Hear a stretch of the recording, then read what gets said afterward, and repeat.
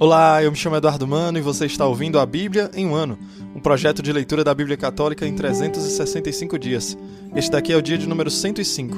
Para você que está chegando agora, no meu site eduardomanop.com.br/podcast, existe um arquivo em PDF com um plano de leitura diário feito pela Ascensions, que é um site americano que produz conteúdo de formação católica. Estarei me utilizando da Bíblia Ave Maria, porque acredito será de mais fácil acesso para você, e os comentários que farei são do Padre Mike Schmitz, além das notas das Bíblias de Estudo Católicas. Hoje iremos ler o Evangelho de São João, capítulos de 19 a 21, além de Provérbios, capítulo 6, versículos de 16 a 22. Vamos ao dia de hoje. Evangelho de São João, capítulos de 19 a 21. Pilatos mandou então flagelar Jesus. Os soldados teceram de espinhos uma coroa e puseram-lhe sobre a cabeça, e cobriram-no com um manto de púrpura. Aproximavam-se dele e diziam: "Salve, Rei dos Judeus!" E davam-lhe bofetadas. Pilatos saiu outra vez e disse-lhes: "Eis que vou-lo trago fora, para que saibais que não acho nele nenhum motivo de acusação." Apareceu então Jesus, trazendo a coroa de espinhos e o manto de púrpura. Pilatos disse: "Eis o homem." Quando os pontífices e os guardas o viram, gritaram: "Crucifica-o! Crucifica-o!" Falou-lhes Pilatos: "Tomai-o vós e crucificai-o, pois eu não acho nele culpa alguma." Responderam-lhe os judeus: "Nós temos uma lei, e segundo essa lei ele deve morrer, porque se declarou filho de Deus." Essas palavras impressionaram Pilatos. Entrou novamente no pretório e perguntou a Jesus: "De onde és tu?" Mas Jesus não lhe respondeu.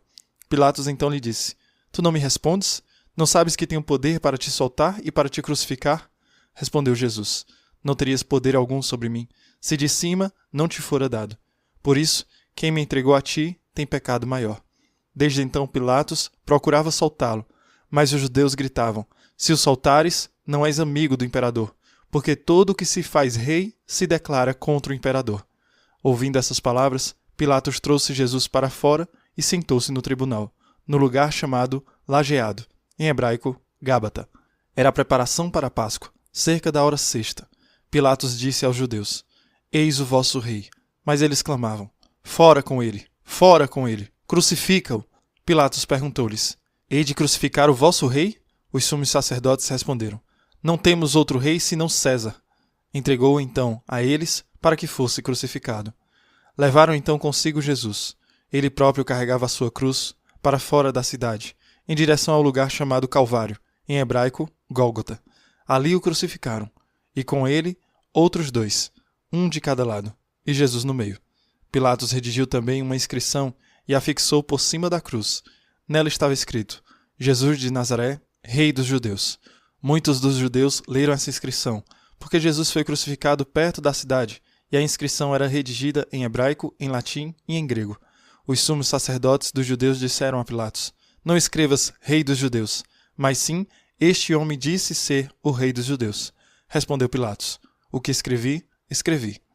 Depois de os soldados crucificarem Jesus, tomaram as suas vestes e fizeram delas 4 partes, uma para cada soldado. A túnica, porém, toda tecida de alto a baixo, não tinha costura. Disseram, pois, uns aos outros: "Não a rasguemos, mas deitemos sorte sobre ela, para ver de quem será." Assim se cumpria a Escritura: "Repartiram entre si as minhas vestes e deitaram sorte sobre a minha túnica." Isso fizeram os soldados. Junto à cruz de Jesus estavam de pé sua mãe, a irmã de sua mãe, Maria, mulher de Cleófas, e Maria Madalena. Quando Jesus viu sua mãe e perto dela o discípulo que amava, disse à sua mãe: "Mulher, eis aí teu filho." Depois disse ao discípulo: "Eis aí tua mãe." E dessa hora em diante, o discípulo a recebeu como sua mãe. Em seguida, sabendo Jesus que tudo estava consumado, para se cumprir plenamente a Escritura, disse: "Tenho sede." Havia ali um vaso cheio de vinagre. Os soldados encheram de vinagre uma esponja e, fixando-a numa vara de ísopo, chegaram-lhe à boca. Havendo Jesus tomado do vinagre, disse: "Tudo está consumado." Inclinou a cabeça e entregou o espírito. Os judeus temeram que os corpos ficassem na cruz durante o sábado, porque já era a preparação, e esse sábado era particularmente solene. Rogaram a Pilatos que se lhes quebrassem as pernas e fossem retirados. Vieram os soldados e quebraram as pernas do primeiro e do outro, que com ele foram crucificados. Chegando, porém, a Jesus, como vissem já morto, não lhe quebraram as pernas. Mas um dos soldados abriu-lhe o lado com uma lança, e, imediatamente, saiu sangue e água. O que foi testemunha desse fato o atesta, e o seu testemunho é digno de fé, e ele sabe que diz a verdade, a fim de que vós creiais. Assim que se cumpriu a Escritura, nenhum dos seus ossos será quebrado. E diz em outra parte a Escritura, olharão para aquele que transpassaram. Depois disso, José de Arimateia, que era discípulo de Jesus, mas ocultamente, por medo dos judeus, rogou a Pilatos a autorização para tirar o corpo de Jesus. Pilatos permitiu. Foi, pois, e tirou o corpo de Jesus. Acompanhou Nicodemos, aquele que anteriormente fora de noite ter com Jesus, levando umas 100 libras de uma mistura de mirra e aloés. Tomaram o corpo de Jesus e envolveram-no em panos, com os aromas, como os judeus costumam sepultar. No lugar em que ele foi crucificado havia um jardim, e no jardim um sepulcro novo, em que ninguém ainda fora depositado. Foi ali que depositaram Jesus por causa da preparação dos judeus e da proximidade do túmulo. No primeiro dia, que se seguia ao sábado, Maria Madalena foi ao sepulcro, de manhã cedo, quando ainda estava escuro. Viu a pedra removida do sepulcro. Correu e foi dizer a Simão Pedro e ao outro discípulo a quem Jesus amava: tiraram o Senhor do sepulcro e não sabemos onde puseram. Saiu então Pedro com aquele outro discípulo e foram ao sepulcro. Corriam juntos, mas aquele outro discípulo correu mais depressa do que Pedro e chegou primeiro ao sepulcro. Inclinou-se e viu ali os panos no chão, mas não entrou. Chegou Simão Pedro, que o seguia. Entrou no sepulcro e viu os panos postos no chão. Viu também o sudário que estivera sobre a cabeça de Jesus. Não estava, porém, com os panos, mas enrolado, num lugar à parte. Então entrou também o discípulo que havia chegado primeiro ao sepulcro. Viu e creu. Em verdade, ainda não haviam entendido a Escritura, segundo a qual Jesus devia ressuscitar dentre os mortos. Os discípulos, então, voltaram para suas casas.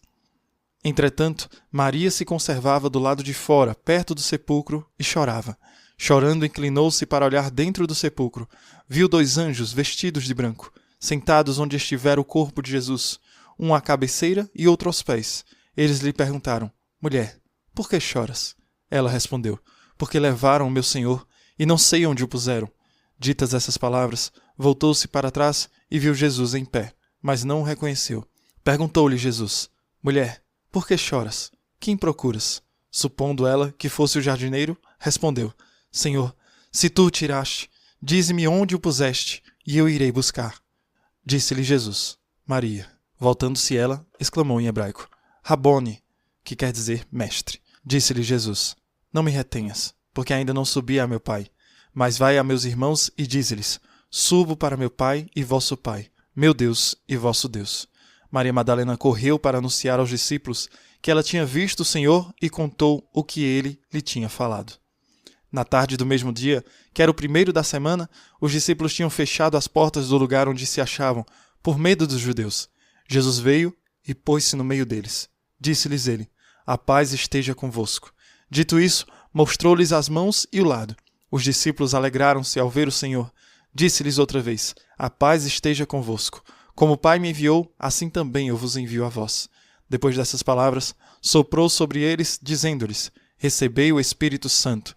Aqueles a quem perdoardes os pecados, lhes serão perdoados. Aqueles a quem os retiverdes, lhes serão retidos. Tomé, um dos 12, chamado Dídimo, não estava com eles quando veio Jesus. Os outros discípulos disseram-lhe: Vimos o Senhor.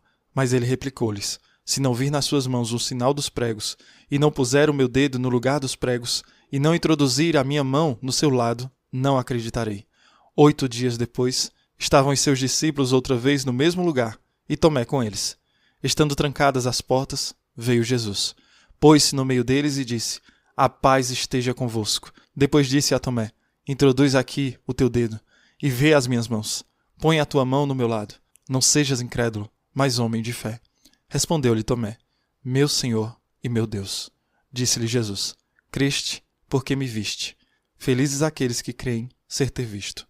Fez Jesus, na presença dos seus discípulos, ainda muitos outros milagres, que não estão escritos neste livro, mas estes foram escritos para que creiais que Jesus é o Cristo, o Filho de Deus, e para que, crendo, tenhais a vida em seu nome. Depois disso, tornou Jesus a manifestar-se aos seus discípulos junto ao lago de Tiberíades. Manifestou-se deste modo: estavam juntos Simão Pedro, Tomé, chamado Dídimo, Natanael, que era de Caná da Galileia, os filhos de Zebedeu e outros 2 dos seus discípulos. Disse-lhe Simão Pedro: Vou pescar. Responderam-lhe eles: Também nós vamos contigo. Partiram e entraram na barca. Naquela noite, porém, nada apanharam. Chegada a manhã, Jesus estava na praia. Todavia, os discípulos não o reconheceram. Perguntou-lhes Jesus: Amigos, não tendes acaso alguma coisa para comer? Não, responderam-lhe. Disse-lhes ele: Lançai a rede ao lado direito da barca e achareis. Lançaram-na e já não podiam arrastá-la, por causa da grande quantidade de peixes. Então, aquele discípulo a quem Jesus amava disse a Pedro: É o Senhor. Quando Simão Pedro ouviu dizer que era o Senhor, cingiu-se com a túnica, porque estava nu, e lançou-se às águas. Os outros discípulos vieram na barca, arrastando a rede dos peixes, pois não estavam longe da terra, senão cerca de 200 côvados. Ao saltarem em terra, viram as brasas preparadas e um peixe em cima delas, e pão. Disse-lhes Jesus: Trazei aqui alguns dos peixes que agora apanhastes. Subiu Simão Pedro e puxou a rede para a terra, cheia de 153 peixes grandes. Apesar de serem tantos, a rede não se rompeu. Disse-lhe Jesus: Vinde, comei. Nenhum dos discípulos ousou perguntar-lhe: Quem és tu? Pois bem sabiam que era o Senhor. Jesus aproximou-se, tomou o pão e lhes deu, e do mesmo modo o peixe. Era esta já a 3ª vez que Jesus se manifestava aos seus discípulos, depois de ter ressuscitado. Tendo eles comido, Jesus perguntou a Simão Pedro: Simão, filho de João, amas-me mais do que estes? Respondeu ele: Sim, Senhor, tu sabes que te amo. Disse-lhe Jesus: Apacenta os meus cordeiros. Perguntou-lhe outra vez: Simão, filho de João, amas-me? Respondeu-lhe: Sim, Senhor, tu sabes que te amo. Disse-lhe Jesus: Apacenta os meus cordeiros. Perguntou-lhe pela 3ª vez: Simão, filho de João, amas-me? Pedro entristeceu-se, porque ele perguntou pela 3ª vez: Amas-me? E respondeu-lhe: Senhor, sabes tudo. Tu sabes que te amo. Disse-lhe Jesus: Apacenta as minhas ovelhas. Em verdade te digo, quando eras mais moço, cingias-te e andavas aonde querias. Mas, quando fores velho, estenderás as tuas mãos, e outro te cingirá e te levará para onde não queres. Por essas palavras, ele indicava o gênero de morte com que havia de glorificar a Deus. E depois de assim ter falado, acrescentou: Segue-me. Voltando-se Pedro, viu que o seguia aquele discípulo que Jesus amava, aquele que estivera reclinado sobre o seu peito durante a ceia, e lhe perguntara: Senhor, quem é que te há de trair? Vendo-o, Pedro perguntou a Jesus: Senhor, e este? Que será dele? Que te importa se eu quero que ele fique até que eu venha? Segue-me tu. Correu por isso o boato entre os irmãos de que aquele discípulo não morreria. Mas Jesus não lhe disse: Não morrerá, mas: Que te importa se quero que ele fique assim até que eu venha? Este é o discípulo que dá testemunho de todas essas coisas, e as escreveu. E sabemos que é digno de fé o seu testemunho. Jesus fez ainda muitas outras coisas. Se fossem escritas uma por uma, penso que nem o mundo inteiro poderia conter os livros que se deveriam escrever. Provérbios capítulo 6, versículos de 16 a 22. 6 coisas há que o Senhor odeia, e uma 7ª que lhe é uma abominação: olhos altivos, língua mentirosa, mãos que derramam sangue inocente, um coração que maquina projetos perversos, pés pressurosos em correr ao mal, um falso testemunho que profere mentiras, e aquele que semeia discórdias entre irmãos. Guarda, filho meu, os preceitos de teu pai. Não desprezes o ensinamento de tua mãe. Traze-os constantemente ligados ao teu coração e presos ao teu pescoço. Eles te servirão de guia ao caminhares, de guarda ao dormires, e falarão contigo ao despertares. Muito bem, é quase impossível ser capaz de dizer o que queremos falar com essas leituras de hoje. Terminamos ontem com o povo gritando por Barrabás em vez de Jesus, e hoje começamos com esta verdade: Jesus é condenado, ele é espancado e vai até a morte. Pilatos chegou a dizer: não encontro nele nenhum crime. Mas lembre-se que no início do Evangelho, segundo João, João Batista disse: eis o Cordeiro de Deus que tira o pecado do mundo. Jesus é condenado na hora exata em que os cordeiros estavam sendo sacrificados no templo. Que tipo de cordeiros eram esses? Cordeiros imaculados. Pilatos não encontrou culpa em Jesus. Então Cristo é um cordeiro imaculado. Nenhum dos ossos dos cordeiros seriam quebrados. Jesus não teve nenhum dos seus ossos quebrados na cruz. Se você fosse uma pessoa do século I depois de Cristo e assistisse à crucificação, provavelmente não pensaria nisso como um sacrifício. Pensaria: aqui está o criminoso que está sendo executado. Mas João está deixando absolutamente claro o que Jesus disse: ninguém tira minha vida de mim, eu a dou livremente. Jesus está fazendo um sacrifício. Jesus é o verdadeiro Cordeiro de Deus que tira o pecado do mundo. Lembra de Abraão e Isaque? O pai pegou seu filho amado, único, e o ofereceu em um lugar alto. Este lugar, Gólgota, está no Monte Moriá. Estes são os mesmos lugares altos onde o filho Isaque deveria ser oferecido, e o mesmo lugar onde Jesus, o Filho, foi oferecido por nossos pecados. Não se esqueçam da fala de Abraão: o próprio Deus proverá um cordeiro, meu filho. Então, chegamos em João capítulo 19, onde os soldados que crucificaram Jesus pegaram suas vestes e as dividiram em 4 partes. Mas a túnica estava sem costura. Túnica sem costura soa muito semelhante a um efode. Lembram? O efode é aquela vestimenta sacerdotal que lemos no Antigo Testamento. E o que isso significa?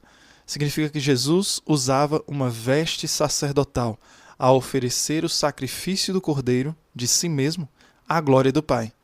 Jesus é o sacerdote, Jesus é o sacrifício, Jesus é o altar.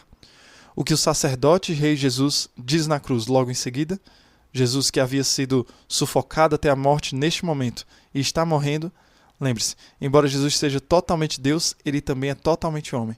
Naquele momento terrivelmente doloroso, o que Jesus faz quando está quase sem fôlego? Ele olha para sua mãe e diz: mulher, eis aí teu filho. Ele olha então para o seu discípulo amado: eis aí tua mãe. O discípulo amado, aqui neste lugar, é todo discípulo amado de Deus. Que é você, que sou eu. Da cruz, o que é que Jesus faz? Da cruz, Jesus dá a sua mãe, ser a mãe de cada discípulo. E a Escritura continua dizendo: a partir daquela hora, ele a recebeu em sua própria casa. Este é o chamado para cada cristão. Da cruz, Jesus deu a mãe dele para ser mãe de cada discípulo da cruz. Jesus então diz: tenho sede. O vinagre é embebido em uma esponja, em um raminho de ísopo. Jesus cumpre a Páscoa neste momento em que diz: está consumado. A obra de Jesus não acabou. O sacrifício pascal da última ceia está ligado a este momento da cruz. Jesus diz: está consumado. Eles não beberam o 4º copo da Páscoa. Eles saíram e oraram no jardim. E então, a partir dali, Jesus Cristo foi preso, foi condenado, foi castigado e morto. Agora, Jesus está ligando a última ceia na noite anterior, onde nos deu seu corpo e seu sangue na Eucaristia, e ele liga a cruz, onde está oferecendo seu corpo e seu sangue ao Pai. Por fim, vem a fidelidade de Maria Madalena. Aqui está este presente que Jesus dá aos apóstolos em João capítulo 20 também. Este é o lugar onde Jesus deu aos apóstolos a capacidade de perdoar pecados. Receba o Espírito Santo. Se você perdoar os pecados de qualquer um, eles serão perdoados. Se você reter os pecados de qualquer um, eles serão retidos. Então é aí que os sacerdotes recebem o poder de perdoar pecados, transmitidos pelos apóstolos. Em Tiago, capítulo 5, os apóstolos saem imediatamente e perdoam os pecados. Também temos uma restauração. Temos a grande pergunta em que Jesus pergunta a Simão: você me ama? 3 vezes ele faz essa pergunta. Há tanta profundidade nesta pergunta. Em grego, ágape significa amor, de sacrifício. Você me ama como eu te amo? Você derrama seu amor por mim? É um amor autossacrificial? Pedro coloca Jesus na zona de amigos, mas o que Jesus quer é que o amemos como ele nos ama. Amor abnegado. Mesmo quando não fazemos, como Pedro, que ama Jesus como amigo, Jesus nos encontra lá, na amizade. Jesus nos encontra lá, aceita-nos lá e restaura-nos para nos trazer para o sacrifício, para a caridade. Em Mateus 16, Jesus diz: você agora é Pedro, e sobre esta pedra edificarei a minha igreja, e as portas do inferno não prevalecerão contra ela. Eu te darei as chaves do reino dos céus. O que você desligar na terra será desligado no céu, o que você ligar na terra será ligado no céu. Pedro negou Jesus 3 vezes. Jesus o restaurou 3 vezes. Alimente meus cordeiros, cuide das minhas ovelhas. Isso é para todos nós. Essa palavra de esperança. Quando sentimos que está tudo perdido, porque fizemos uma bagunça, voltamos a Jesus, porque Ele tem o poder de nos restaurar. Louvemos ao Senhor por isso. Que hoje seja um dia voltado para o reconhecimento da graça que Deus nos dá através de Cristo Jesus, e nos alegremos nele todos os dias da nossa vida. Que Deus abençoe você e reze por mim. Até amanhã.